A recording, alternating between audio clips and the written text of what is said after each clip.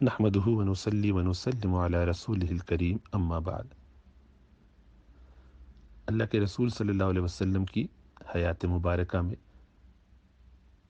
ایک غزوے کے موقع پر چند نمازیں نکل گئیں، قضا ہو گئیں، تو آپ نے ان کو بعد میں ترتیب وار ادا فرمایا۔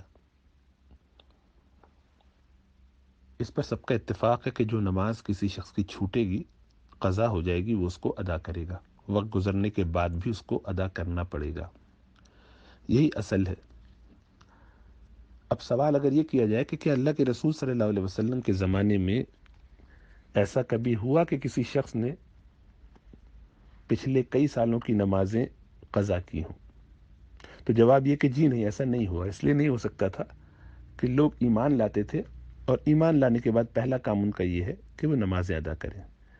وہاں نمازیں پڑھنا مسجد کے اندر باقاعدہ ایسا معمول تھا کہ منافقین بھی اس سے بچتے تھے کہ وہ مسجد نہ آئیں اپنے ایمان کو بچانے کے لیے، کیونکہ صحابہ کرام میں جو شخص مسجد سے دور ہوتا، نہیں آتا مسجد، تو اس کے بارے میں یہ فکر پیدا ہو جاتی کہ کہیں وہ منافق تو نہیں ہے یا ہو نہ گیا ہو۔ تو اس احساس کی وجہ سے منافقین جو اصل میں تھے بھی، وہ بھی باقاعدہ نماز جماعت سے پڑھتے تھے، تو وہاں نماز چھوڑنے کا تو تصور ہی نہیں تھا۔ مجبوری میں جو نمازیں چھوٹی اس کو آپ نے ادا فرما دیا۔ اللہ کے رسول صلی اللہ علیہ وسلم سے حج کے بارے میں سوال کیا گیا کہ کوئی شخص جو حج کرنا اس پر فرض تھا، وہ کیے بغیر دنیا سے چلا گیا، تو اب کیا اس پر وہ حج اس کے لواحقین پر ذمے میں رہے گا، وہ اس کی طرف سے ادا کریں، یا وہ قرض اس پر ہے؟ تو آپ صلی اللہ علیہ وسلم نے اس کا جواب اس طرح سے دیا کہ یہ بتاؤ کہ کسی کے پاس اگر کسی دوسرے انسان کا قرض ہوتا اور وہ دنیا سے چلا جاتا، تو اس کی اولاد کو اس کا وہ قرض ادا کرنا چاہیے تھا۔ فرمایا اس کی اولاد کے ذمے رہے گا، وہ اس کو ادا کرے گا۔ تو فرمایا کہ اللہ کا قرض اس کا زیادہ مستحق ہے کہ اس کو ادا کیا جائے، یعنی اولاد کو چاہیے کہ اس کی طرف سے ادا کر سکتا ہو تو ضرور کرے۔ حج بھی اسی طریقے سے کسی کے اگر روزے رہ گئے ہیں یا کسی کے ذمے زکوٰۃ ہے تو وہ سب ادا کرے۔ نماز ایک بہت محترم بشان عبادت ہے۔ صحابہ کرام کے بارے میں ایسا گمان کرنا کہ ان میں سے کوئی 5-5 10 سال تک نمازیں چھوڑ کے بیٹھا ہو حالت ایمان میں، اور پھر وہ دوبارہ سے نمازیں پڑھنا شروع کر دے، ایسی تو کوئی مثال ڈھونڈنا بھی حماقت ہے اور ممکن بھی نہیں ہے، اس لیے کہ وہ لوگ الحمدللہ اپنی نمازوں کی حفاظت کرتے تھے، جو دین کی اہم ترین عبادت ہے۔ لیکن اللہ کے رسول صلی اللہ علیہ وسلم نے جب چھوٹی ہوئی نمازوں کی قضا کرنے کا حکم دے دیا، اور وہاں آپ نے یہ نہیں فرمایا کہ جو کئی کئی سال تک نہ پڑے اس پہ سے معاف ہے، جو جان بوجھ کے چھوڑ دے اس پر سے معاف ہے، جو سو جائے یا بھول جائے خالی وہی ادا کرے۔ ظاہری بات ہے، یہ تو فطری بات ہے، بالکل بدیہی بات ہے کہ جو شخص بالغ ہونے کی حیثیت سے اسلام میں شامل ہو، مسلمان ہو چکا ہو، اس پر جو ذمہ آئے گا وہ نمازیں ادا کرنے کا ہے 5 وقت دن میں۔ یہ اس میں جہاں بھی کوتاہی کرے گا یہ اس کا قرض ہے جو اس کو ادا کرنا ہے۔ تو اس کے لیے ایسا کوئی واقعہ ڈھونڈنا تو بڑی عجیب بات ہے۔ ہاں، یہ دیکھنا چاہیے کہ کیا قرض رہتا ہے، نماز ہو یا اور عبادات ہوں۔ تو جیسا عرض کیا کہ 5 نمازیں چھوٹنے پر آپ نے ادا کی، جن لوگوں سے حج ساقط ہوا ان کو آپ نے ادا کرنے کا حکم فرما دیا۔ اس سے پتہ چلا کہ بدنی عبادت بھی اور مالی عبادت بھی، یا ان کا مجموعہ جو حج ہے، ان سب کو ادا کیا جائے گا۔ قرض کسی کا ہے تو وہ بھی ادا کیا جائے گا، بندوں کا بھی اور رب کا بھی، تو یہ اس کے ذمے رہے گا۔ تو اس کے لیے رسول اللہ صلی اللہ علیہ وسلم نے کہیں یہ منع نہیں فرمایا کہ تم وہ قضائیں ادا نہیں کرو اگر تم نے بہت ساری چھوڑ دی ہیں۔ اسی لیے چاروں ائمہ کے ہاں یہ اتفاق ہے، اہل سنت والجماع کے ہاں، کہ جو نمازیں چھوٹ گئی ہوں وہ ادا کی جائے گی۔ اب کوئی نہیں کرنا چاہتا تو نہ کرے۔ خود حدیث میں آتا ہے کہ قیامت والے دن جو نمازیں مکمل نہیں ہوں گی تو پھر پوچھا جائے گا اچھا کچھ نوافل ہیں تو وہ لے آؤ، تو نوافل سے اسی کمپنسیشن کی جائے گی۔ اس کا مطلب یہ ہے کہ انجبار کیا جائے گا، کمپنسیشن کرنی ہوگی۔ تو یہ عجیب بات ہے کہ نوافل سے تو کمپنسیشن کی جائے گی، اور کسی نے اپنی وہی فرض نمازیں جو چھوٹ گئی تھی ان کو ادا کر دیا ہوگا تو وہ اس سے کمپنسیشن نہیں ہوگی۔ زیادہ سے زیادہ امام ابن تیمیہ رحمۃ اللہ علیہ کی بات یہ ہے کہ وہ پہلے آدمی ہیں جنہوں نے اس سے اختلاف کیا، 7ویں صدی ہجری کے بڑے امام ہیں۔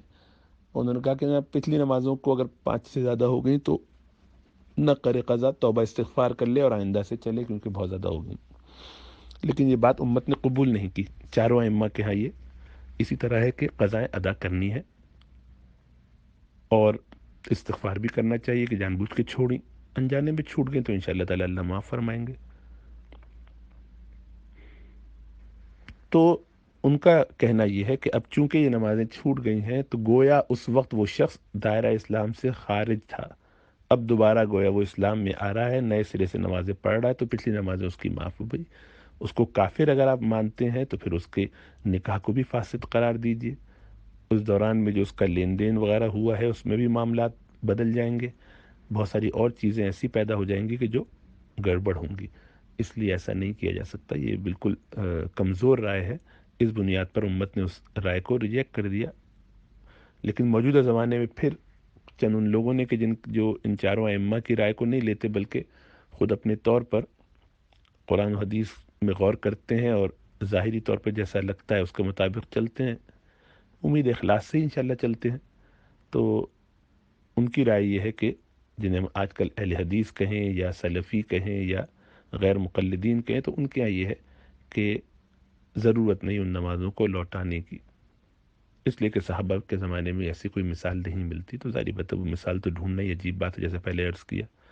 تو اگر کوئی شخص یہ سمجھتا ہے کہ ہمیں نہیں ادا کرنی تو نہ کرے، لیکن جیسا عرض کیا کہ چاروں ائمہ کے ہاں یہ قرض ہے جس کو ادا کرنا چاہیے۔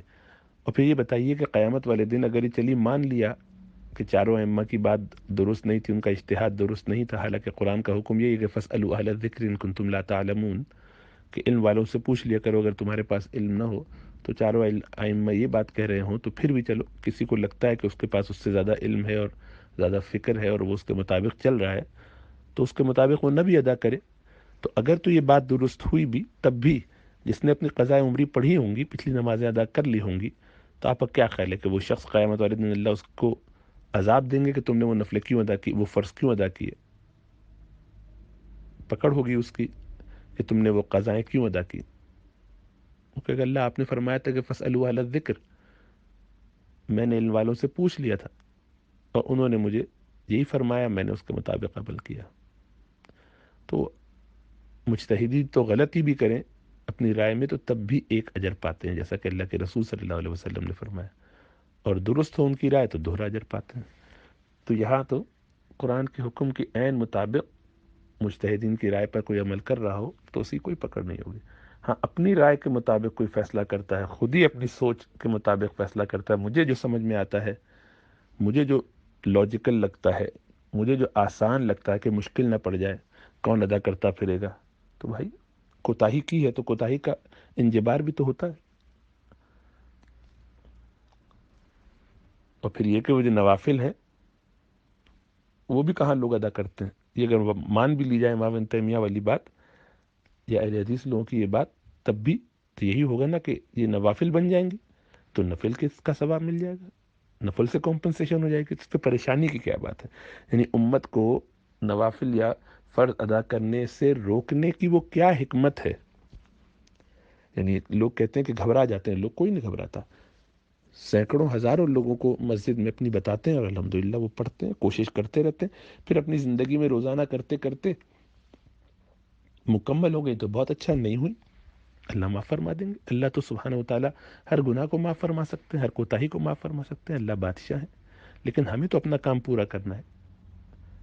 اللہ کے رسول صلی اللہ علیہ وسلم سے ایک صحابی نے کہا کہ آپ کا ساتھ چاہتا ہوں، آپ نے فرمایا میں اللہ سے دعا کروں گا تم سجدوں سے میری مدد کرنا، یعنی کثرت نماز، کثرت صلاح تمہاری نماز میں، تمہاری زندگی میں نمازیں بہت ہوں، تو اسی طرف امت کو لگایا جا رہا ہے کہ لوگوں کو زیادہ سے زیادہ اعمال پہ لگایا جائے، لوگوں کو اعمال سے دور نہ کیا جائے۔ یہ عجیب بات ہے کہ دنیا کے کاموں میں الجھے رہیں، چند گھنٹوں کی نوکری کو آدھا دن کی نوکری بنا دیں، آدھے دن سے بھی زیادہ کئی کئی گھنٹے گھر آ کے بھی کام کرتے رہیں، اس میں کسی کو پریشانی نہیں۔ وہ بیچارہ جو نماز پڑھنا شروع کرتا ہے تو سب اس کے در پہ ہو جاتے ہیں کہ نہیں نہیں پچھلی والی مت پڑھو۔ بھئی وہ روزانہ اپنی ایک نماز کے ساتھ ایک قضا پڑھ لیتا ہے، تو آپ کا کسی کا کیا جاتا ہے؟ جس کو نہیں پڑھنا، اگر آپ کو لگتا ہے کہ نہیں پڑھنی چاہیے تو نہ پڑھیے، لیکن دوسروں کو کیوں روکتے ہیں اس سے؟ اس میں کیا حکمت اور کیا آپ کا فائدہ ہے آخرت کا؟